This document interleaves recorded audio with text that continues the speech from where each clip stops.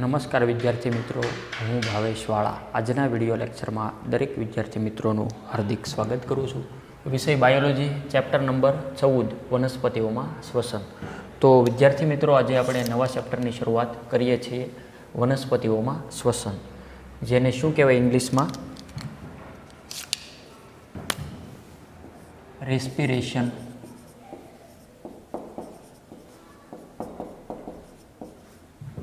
In plants. Plants એટલે કે વનસ્પતિ, પ્લાન્ટ્સ. રેસ્પિરેશન ઇન પ્લાન્ટ્સ, વનસ્પતિઓમાં શ્વસન. તો સૌપ્રથમ આપણે પ્રસ્તાવનાથી શરૂઆત કરીએ. પ્રસ્તાવના.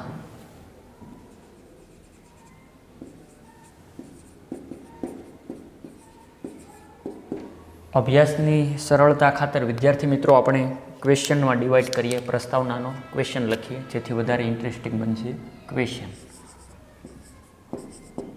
શ્વસનની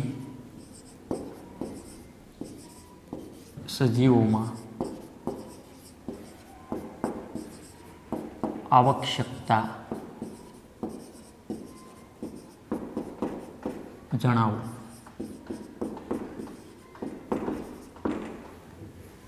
સૌપ્રથમ આપેલો સવાલ સમજો કે શ્વસનની સજીવોમાં આવશ્યકતા એટલે કે જરૂર હોય, શું જરૂર છે તે સમજાવો.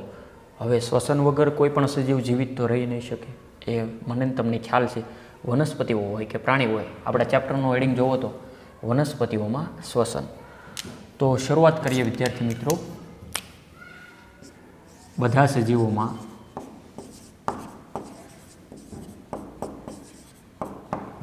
જૈવિક ક્રિયાઓ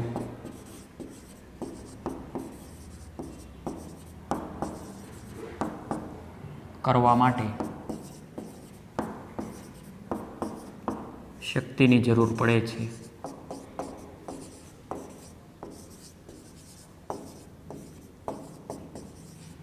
આ શક્તિ શ્વસનની ક્રિયાને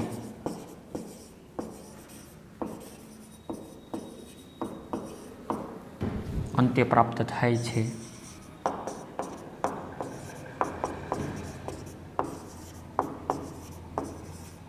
બધા સજીવોને પોતાના રોજિંદા દૈનિક જીવનમાં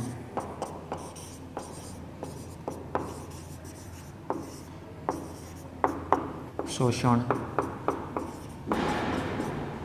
પરિવહન, હલનચલન, પ્રજનન જેવા કાર્યો કરવા માટે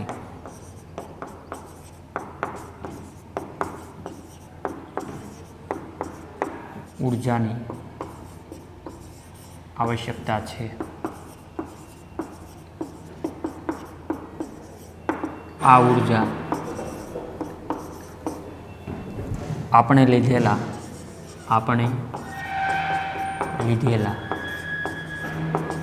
ખોરાકમાંથી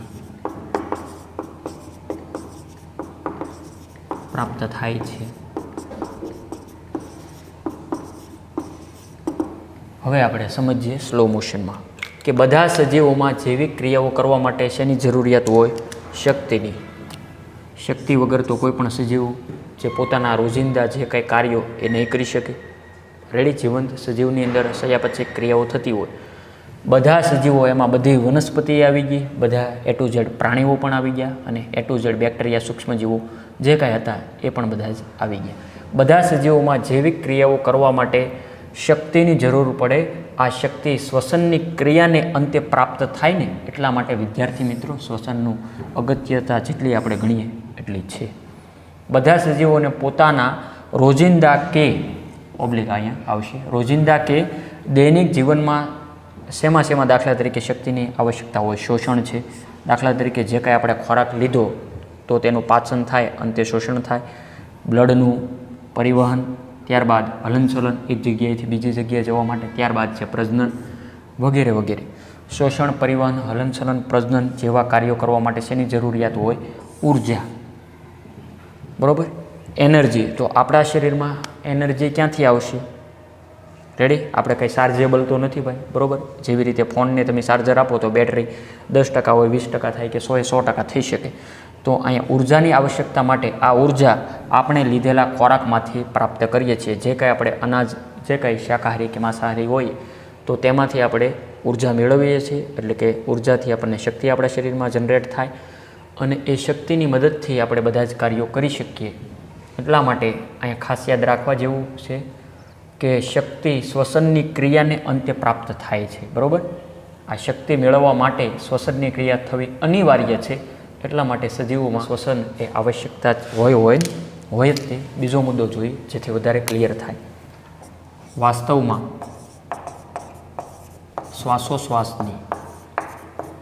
શ્વાસોશ્વાસની પ્રક્રિયા તેમજ ખાદ્ય પદાર્થોમાંથી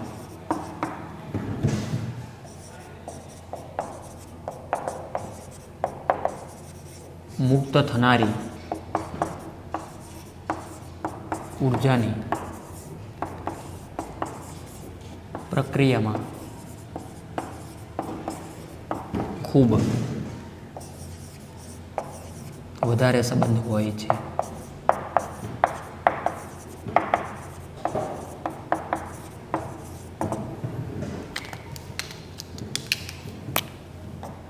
ખોરાક એટલે કે ખાદ્ય પદાર્થ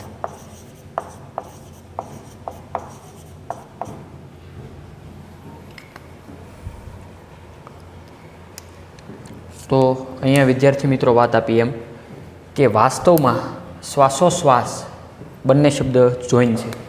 શ્વાસ વત્તા ઉશ્વાસ. જે કાંઈ બહારની હવા આપણે અંદર લઈએ ફેફસા સુધી તો એ શ્વાસ, અને અંદરથી જે ઉત્સર્જિત હવા આપણે બહાર નીકાળીએ જે ઉશ્વાસ, બંને સંયુક્ત રીતે શ્વાસોશ્વાસ. ક્લિયર? વાસ્તવમાં શ્વાસોશ્વાસની પ્રક્રિયા તેમજ ખાદ્ય પદાર્થોમાંથી મુક્ત થનારી ઉર્જાની પ્રક્રિયામાં ખૂબ વધારે સંબંધ છે. હવે અહીંયા સવાલ છો કે સાહેબ ખાદ્ય પદાર્થ એટલે શું? એટલે કે ખોરાક. જો એની હું અહીંયા વ્યાખ્યા જ આપી દઉં. ખાદ્ય પદાર્થ તો તેની વ્યાખ્યા જીવન માટે આવશ્યક બધી ઉર્જા કેટલાક મહાઅણુઓના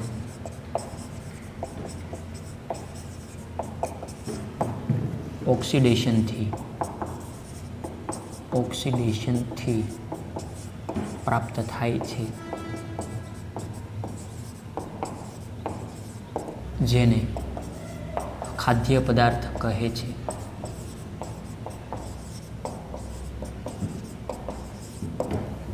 બહુ સહેલું જ છે હો, આજનો લેક્ચર કંઈ હાર્ડ નથી. ખોરાક એટલે કે ખાદ્ય પદાર્થ. શું વાત કરી? જીવન માટે આવશ્યક બધી ઉર્જા કેટલાક મહાઅણુઓના ઓક્સિડેશનથી પ્રાપ્ત થાય. ઓક્સિડેશન થાય તો જ એ ઉર્જા આપણને ઉપયોગમાં લઈ શકાય, જેને શું કહેવાય? ખાદ્ય પદાર્થ. જે કાંઈ આપણે ખાધું હોય, ઓક્સિડેશન એટલે કે ઓક્સિજનની હાજરીમાં. રેડી? હવે આપણે શ્વાસ લઈએ એટલે અંદર ઓક્સિજન પણ અંદર દાખલ થશે. એટલા માટે ઓક્સિડેશન થાય અને જેને લીધે ઉર્જા મુક્ત થાય. તો આવો જે પદાર્થ જેને ખાદ્ય પદાર્થ એટલે કે ખોરાક કહેવાય, અને ઉર્જા ઉત્પન્ન, શક્તિ ઉત્પન્ન થાય. રેડી? આગળ વાત કરીએ. સ્વયંપોષીની વાત કરીએ. સ્વયંપોષી એટલે કોણ? તો સૌપ્રથમ તમે ચેપ્ટરનું હેડિંગ વાંચો નહીં, વનસ્પતિઓમાં શ્વસન. તો વિદ્યાર્થી મિત્રો, વનસ્પતિઓ સ્વયંપોષી છે તે. ત્યારબાદ કેટલાક બેક્ટેરિયા પણ સ્વયંપોષી છે. આગળ આપણે ડિસ્કસ કરીએ જેથી વધારે ક્લિયર થાય. સ્વયંપોષી માત્ર લીલી વનસ્પતિઓ તેમજ નીલહરિત જીવાણુઓ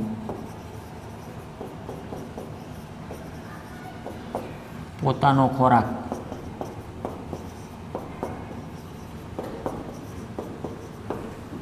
સ્વયં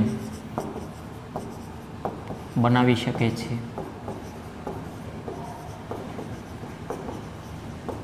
જે પ્રકાશ સંશ્લેષણની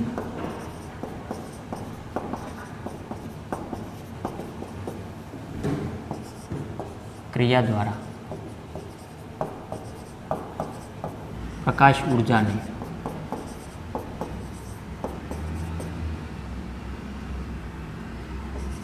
રાસાયણિક ઉર્જામાં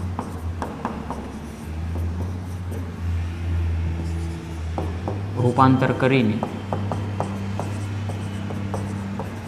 ગ્લુકોઝ, સુક્રોઝ તેમજ સ્ટાર્ચ જેવા કાર્બોદિતોના બંધમાં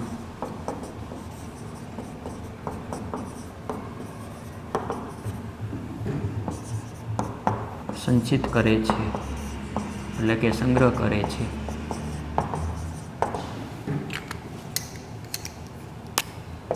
માત્ર તે કોષો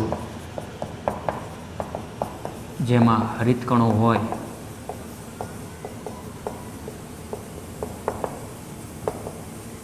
કે જે મોટા ભાગે ઉપલા સ્તરમાં સ્થાન પામેલા હોય છે,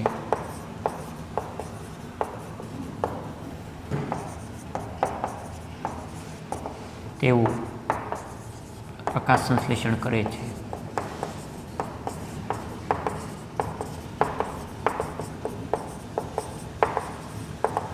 હજી વિદ્યાર્થી મિત્રો હજી કંઈ નવું નથી આવ્યું. આગળની જ બધી ઇન્ફોર્મેશન આલે વનસ્પતિ રિલેટેડ. સ્વયંપોષી એટલે કે જે સજીવો જે પોતે પોતાની જાતે ખોરાક નિર્માણ કરી શકે. તો આપણે આગળ પણ આવું નથી શીખી ગયા કે લીલી વનસ્પતિ આવે, બીજા કેટલાક બેક્ટેરિયા જેવા કે સાઇનો બેક્ટેરિયા છે.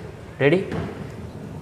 એટલે કે માત્ર લીલી વનસ્પતિઓ તેમજ નીલહરિત વિષાણુઓ, જીવાણુઓ એટલે કે બેક્ટેરિયાઓ પોતાનો ખોરાક સ્વયં બનાવી શકે, જે પ્રકાશ સંશ્લેષણની ક્રિયા દ્વારા પ્રકાશ ઉર્જાને શેમાં રૂપાંતર, રાસાયણિક ઉર્જામાં રૂપાંતર કરીને ગ્લુકોઝ, સુક્રોઝ તેમજ સ્ટાર્ચ જેવા કાર્બોદિતોના બંધોમાં સંચિત કરશે. એ પણ મને તમને ખ્યાલ છે કે ઉર્જા ઉત્પન્ન કરી શકાતી નથી, કે ઉર્જાનો વિનાશ કરી શકાતો નથી. ઉર્જાને એક સ્વરૂપમાંથી અન્ય સ્વરૂપમાં રૂપાંતર કરી શકાય. આવો થર્મોડાયનેમિક્સનો નિયમ તમે ઓલરેડી જોતા જ આવો છો. રેડી? એટલે કે આ ઉર્જા સૂર્યમાંથી આવી, સૂર્યમાંથી વનસ્પતિમાં આવી વગેરે. હવે વનસ્પતિના બધા જ ભાગો પ્રકાશ સંશ્લેષણ કરી શકે એવું જરૂરી નથી. અહીંયા વાત કરીએ એમ કે માત્ર તે કોષો જેમાં હરિતકણો હોય કે જે મોટા ભાગને ઉપલા સ્તરમાં સ્થાન પામેલા હોય, દાખલા તરીકે પર્ણોની વાત કરીએ છીએ. રેડી? વનસ્પતિના જે ભાગમાં હરિતકણ હોય, ફોર એક્ઝામ્પલ ઉપલા સ્તરમાં જે સ્થાન પામેલા હોય તેઓ પ્રકાશ સંશ્લેષણ કરી શકે અને પોતે પોતાનો ખોરાક નિર્માણ કરી શકે. આવું કંઈક સમજાય? કારણ કે લીલી વનસ્પતિના બધા અંગો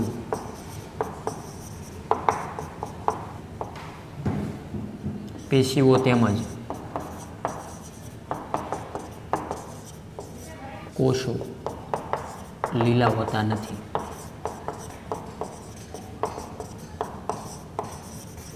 જેમાં ખાદ્ય પદાર્થોના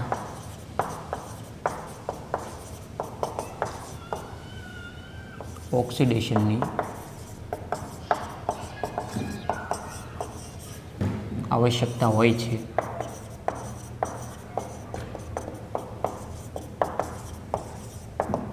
તેવા હરિતકણ વિહીન ભાગોમાં ખાદ્ય પદાર્થો વહન પામે છે. આ મુદ્દો શું કહેવા માગે છે? ખાદ્ય એટલે કે ખાદ્ય પદાર્થ બોલે તો ખોરાક, ઉર્જા, કે વનસ્પતિના લીલા ભાગો તે પ્રકાશ સંશ્લેષણ દર્શાવી શકે. દાખલા તરીકે વનસ્પતિના પર્ણો મોટા ભાગે, કારણ કે લીલી વનસ્પતિના બધા અંગો કે પેશીઓ તેમજ કોષો લીલા હોતા નથી. એ પણ મને તમને ખ્યાલ છે. બેઝિક જ માહિતીઓ. જેમાં ખાદ્ય પદાર્થોના ઓક્સિડેશનની આવશ્યકતા હોય તેવા હરિતકણ વિહીન ભાગોમાં ખાદ્ય પદાર્થોનું વહન પામે. એ તો આખી વનસ્પતિમાં એનો ફેલાવો થાય ને ભાઈ. હવે દાખલા તરીકે પ્રકાંડની અંદર ઉર્જા ક્યાંથી આવશે? તો તે વનસ્પતિના પર્ણ દ્વારા આવશે મૂળમાં. તો આ રીતના આખા ભાગની અંદર તેનો ફેલાવો કરશે. તેમ તો વનસ્પતિઓમાં શ્વસનમાં આપણે સૌપ્રથમ શ્વસનની સજીવોમાં આવશ્યકતા જણાવો તો એટલી વસ્તુ વાત કરી. હજી મારે 1-2 મુદ્દા મૌખિકમાં શેર કરવા. સૌપ્રથમ પહેલાં એટલી વસ્તુ વ્યવસ્થિત લખી લો, પ્રસ્તાવના જ છે, ત્યારબાદ આગળ વધીએ.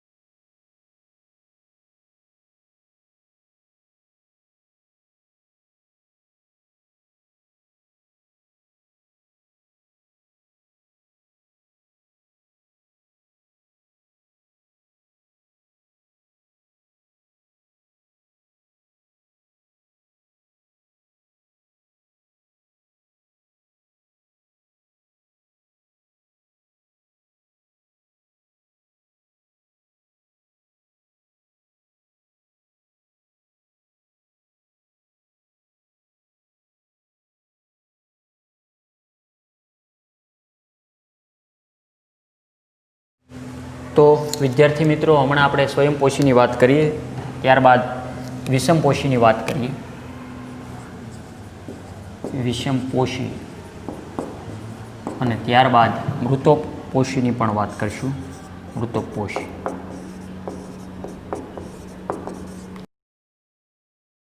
આ બંને વિશે સૌપ્રથમ થોડુંક વર્ણન જોઈએ. વિષમપોષી પ્રાણીઓ વિષમપોષીઓ છે.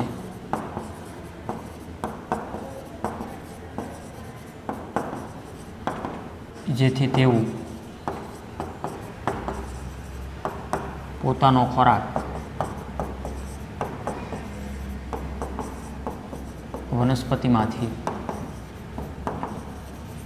પ્રત્યક્ષ એટલે કે શાકાહારી એ પરોક્ષ બોલે તો માંસાહારી ના સ્વરૂપમાં મેળવે છે.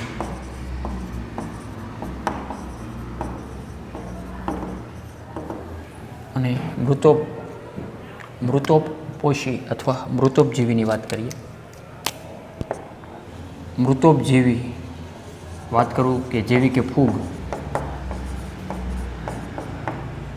મૃત કે સડતા પદાર્થો પર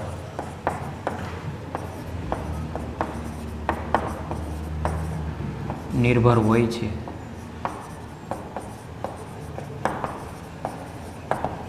જીવન માટેના બધા જ આવશ્યક ખાદ્ય પદાર્થો પ્રકાશ સંશ્લેષણ દ્વારા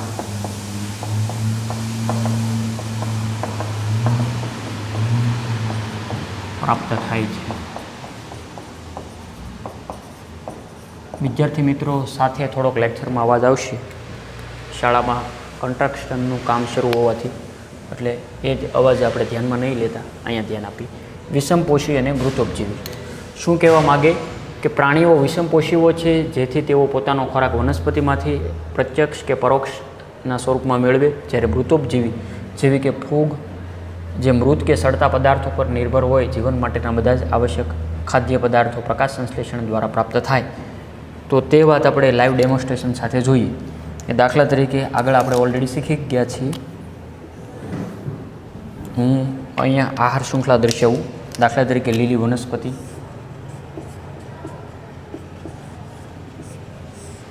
રેડી. લીલી વનસ્પતિને અનુક્રમે ખાનારા હોય તેને શું કહેવાય?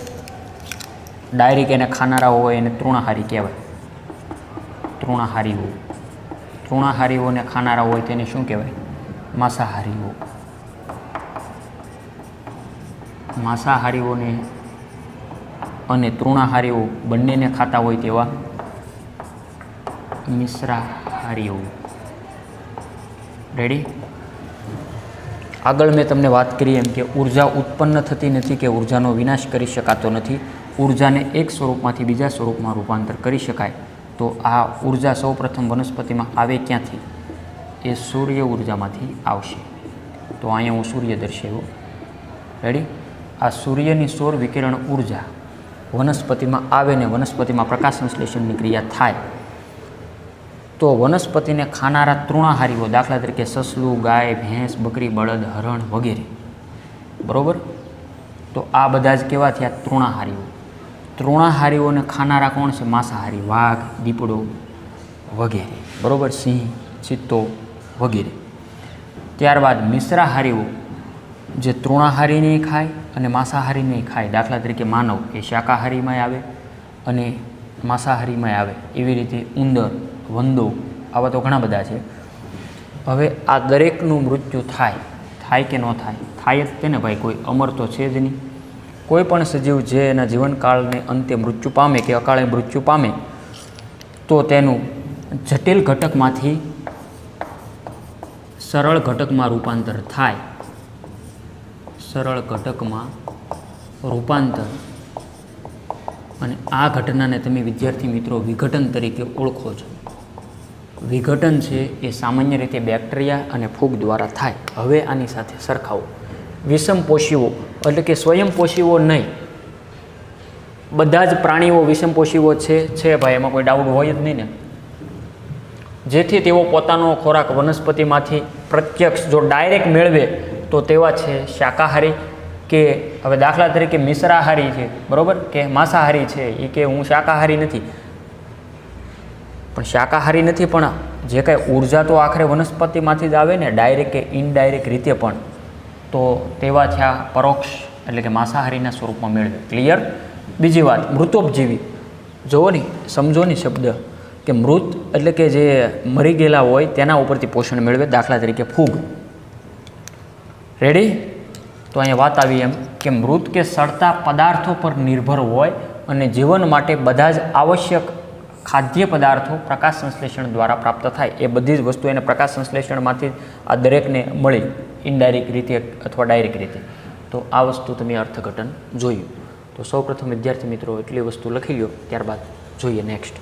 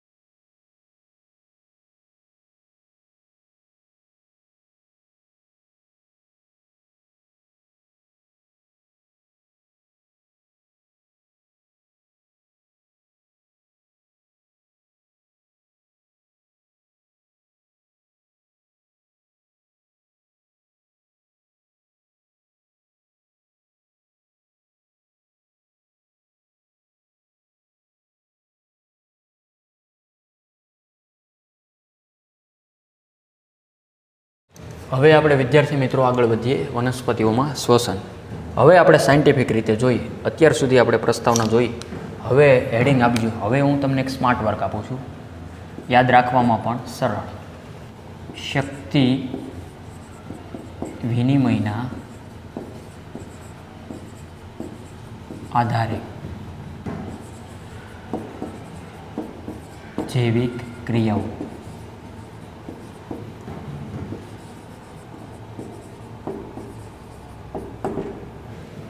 શક્તિ વિનિમયના આધારે જૈવિક ક્રિયાઓ બે પ્રકારની હોઈ શકે. કઈ કઈ એ જો હું અહીં સૌપ્રથમ આપું છું. એનસીઆરટી બુક્સમાં તો સળંગ વર્ણન જ આપેલું છે, તે પણ આપણે લાસ્ટમાં જોઈ લઈશું. સૌપ્રથમ પહેલાં આ સમજો. કઈ કઈ શક્તિ વિનિમય, કે શક્તિ આપે છે કે લે છે. યસ, યાદ કરો, શક્તિગ્રાહી અને શક્તિ ત્યાગી. જો લે તો ગ્રહણ કરશે તો શક્તિગ્રાહી, અન્યથા શક્તિ ત્યાગી. ક્લિયર? લખી નાખો. શક્તિ ત્યાગી પ્રક્રિયા અને બીજું છે શક્તિગ્રાહી પ્રક્રિયા.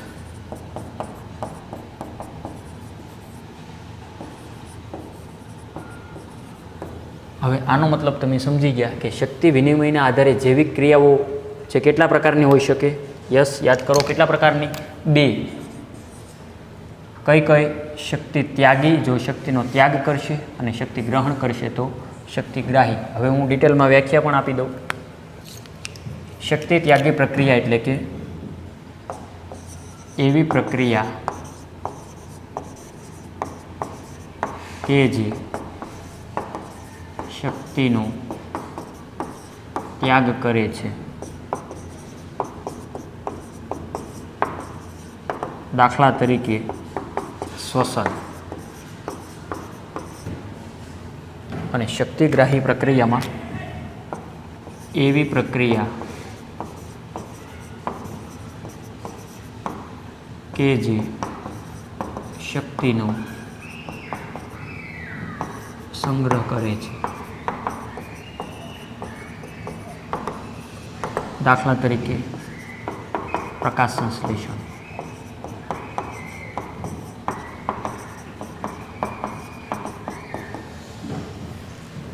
રેડી? શક્તિ એટલે આખા ચેપ્ટરનું હેડિંગ હવે તમને સમજાતું હોય થોડું થોડું. વનસ્પતિઓમાં શ્વસન છે એ શક્તિ ત્યાગી પ્રક્રિયા છે. અહીંયા શક્તિ વપરાશે. શક્તિનું નિર્માણ ક્યાં થતું હતું? પ્રકાશ સંશ્લેષણમાં. આપણે ઉચ્ચ કક્ષાની વનસ્પતિઓમાં પ્રકાશ સંશ્લેષણમાં જોયું હતું, તો તેમાં શક્તિ એટીપીનું સંશ્લેષણ થતું હતું. અહીંયા શક્તિ ઉલટાની વપરાશે, બોલે તો છૂટી પડશે. એટલે શક્તિ વિનિમયના આધારે જૈવિક ક્રિયાઓ બે પ્રકારની હોઈ શકે. શક્તિ ત્યાગી, શક્તિગ્રાહી પ્રક્રિયા. રેડી? તો યાદ રાખજો, શ્વસન છે જે શક્તિ ત્યાગી છે, જ્યારે શક્તિગ્રાહી છે એ છે પ્રકાશ સંશ્લેષણ. આટલું સમજાય? હવે અહીંયા ઘણાને એવું થતું હશે કે સાહેબ વનસ્પતિઓમાં શ્વસન એટલે શું? તો શ્વસનની સાયન્ટિફિક વ્યાખ્યા જ આપી દઉં. શ્વસન વ્યાખ્યા જ આપીએ ને. વ્યાખ્યા શું કહેવાય શ્વસન એટલે? જોઈએ અહીંયા.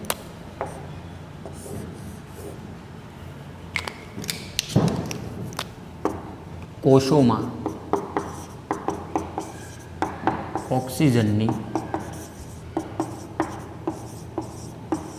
ક્રિયા દ્વારા કાર્બન કાર્બન બંધનું સંયોજન તૂટવાથી નિશ્ચિત પ્રમાણમાં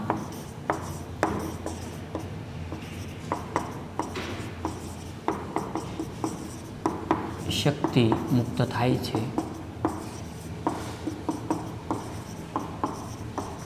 આ ક્રિયાને શ્વસન કહે છે. રેડી? તો શ્વસનની વ્યાખ્યા આપી. શું કીધું? કે કોષોમાં ઓક્સિડેશનની ક્રિયા થાય. કોષોની અંદર એક્ઝેક્ટલી ક્યાં થાય તે પણ હું આગળ વાત કરીશ. કે કોષો જે તમે જોઈ ગયા કે કોષની અંદર વિવિધ અંગિકાઓ હોય. વનસ્પતિમાં 90% જેટલો ભાગ રસધાની દ્વારા રોકેલો હોય, આવું તમે શીખી ગયા. કે કોષોમાં ઓક્સિજનની ક્રિયા દ્વારા શું થાય? કાર્બન કાર્બન બંધનું સંયોજન તૂટી જશે. કાર્બન કાર્બન અને નિશ્ચિત પ્રમાણમાં, ચોક્કસ પ્રમાણમાં શક્તિ મુક્ત થાય. અને આ ક્રિયાને શું કહેવાય? શ્વસન. એ તો આપણે અહીંયા જોયું ને કે શ્વસન છે એ શક્તિ ત્યાગી છે. બરાબર? શક્તિગ્રાહી નથી. એ બધું ચેપ્ટર આગળના ચેપ્ટરમાં હતું. હવે શ્વસનની પ્રક્રિયા ક્યાં ક્યાં થાય એ પણ આપણે ડિટેલમાં વાત કરીએ. શ્વસન પ્રક્રિયા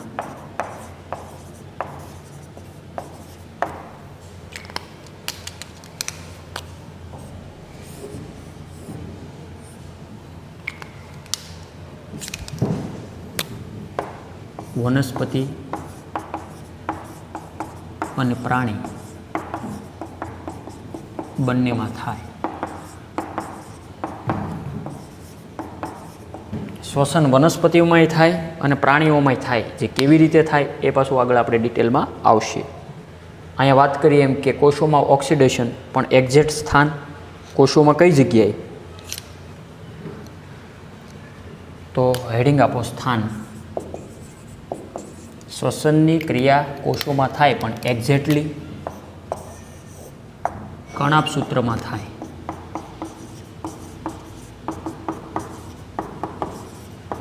યાદ કરો આગળના લેક્ચરો કે કણાભસૂત્રને આપણે કોષનું પાવર હાઉસ તરીકે ઓળખાવ્યું હતું ચેપ્ટર 8માં. તો કણાભસૂત્રમાં શ્વસનની ક્રિયાઓ થાય. અને ત્યારબાદ મુક્ત શક્તિની વાત કરીએ. મુક્ત શક્તિ મુક્ત થાય તો તેનું શું થાય તે વાત કરવી જરૂરી છે ને.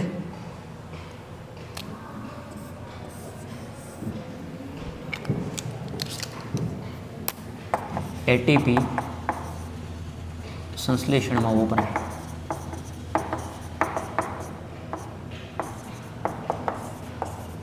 એટીપીનું નિર્માણ થાય એમ વપરાય. મુક્ત શક્તિ જે કાંઈ હોય એડિનોસાઇન ટ્રાઇફોસ્ફેટના સંશ્લેષણમાં વપરાય. ક્લિયર? તો આ થોડીક મેં માહિતી શોર્ટ અને સ્માર્ટ રીતે આપવાનો પ્રયત્ન કર્યો. હવે આપણે એનસીઆરટી બુક્સની પણ માહિતી જોઈશું. સૌપ્રથમ એટલી વસ્તુ પહેલાં નોટ કરો. હવે બાકીનું હવે હું જે હમણાં રીડ કરીશ આના પછી એનસીઆરટી બુક્સનું તે તમારે લખવાની જરૂરિયાત નથી. હા, આ અત્યારે બોર્ડ વર્કનું પાછું લખવાનું છે, બરાબર. હમણાં જે હું રીડ કરીશ તે તમારે લખવાની જરૂરિયાત નથી. તો સૌપ્રથમ પહેલાં એટલી વસ્તુ નોટ કરો.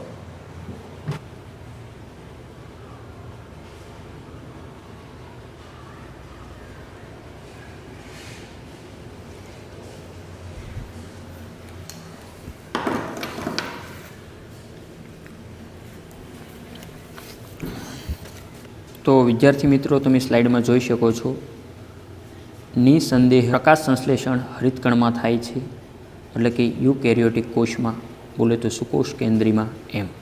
યુકેરિયોટિક, પ્રોકેરિયોટિક કોષ એની માહિતી ચેપ્ટર 8માં મેં તમને આપેલી. જો કે ઉર્જા પ્રાપ્ત કરવા માટે જટિલ અણુઓનું વિઘટન કોષરસ અને કણાભસૂત્રોમાં થાય. રેડી? જટિલ અણુઓનું વિઘટન ક્યાં થાય? કોષરસ અને કણાભસૂત્રોમાં. અંડરલાઇન કરો, બ્રેકેટમાં લખેલું જ છે. તે પણ માત્ર યુકેરિયોટિકમાં જ થાય, એટલે કે સુકોષ કેન્દ્રીમાં જ થાય, આદિકોષ કેન્દ્રીમાં ન થાય તેમ. જો કે કોષોમાં જટિલ અણુઓના એટલે કે કાર્બન કાર્બન બંધનું ઓક્સિડેશન થવાથી પર્યાપ્ત માત્રામાં ઉર્જાને મુક્ત કરે છે, જેને શું કહેવાય? શ્વસન કહે છે. આ પ્રક્રિયા દરમિયાન જે સંયોજનનું ઓક્સિડેશન થાય છે તેને શ્વાસ્ય પદાર્થો કહેવાય. સામાન્ય રીતે કાર્બોદિતનું ઓક્સિડેશન થવાથી ઉર્જા મુક્ત થાય છે, પરંતુ કેટલીક વનસ્પતિઓમાં વિશિષ્ટ પરિસ્થિતિઓમાં પ્રોટીન, ચરબી તેમજ ત્યાં સુધી કે કાર્બનિક એસિડને પણ શ્વાસ્ય પદાર્થના રૂપમાં લેવામાં અથવા લેવાય છે. તો આ ખાસ યાદ રાખજો. સામાન્ય રીતે શું વાત કર્યું?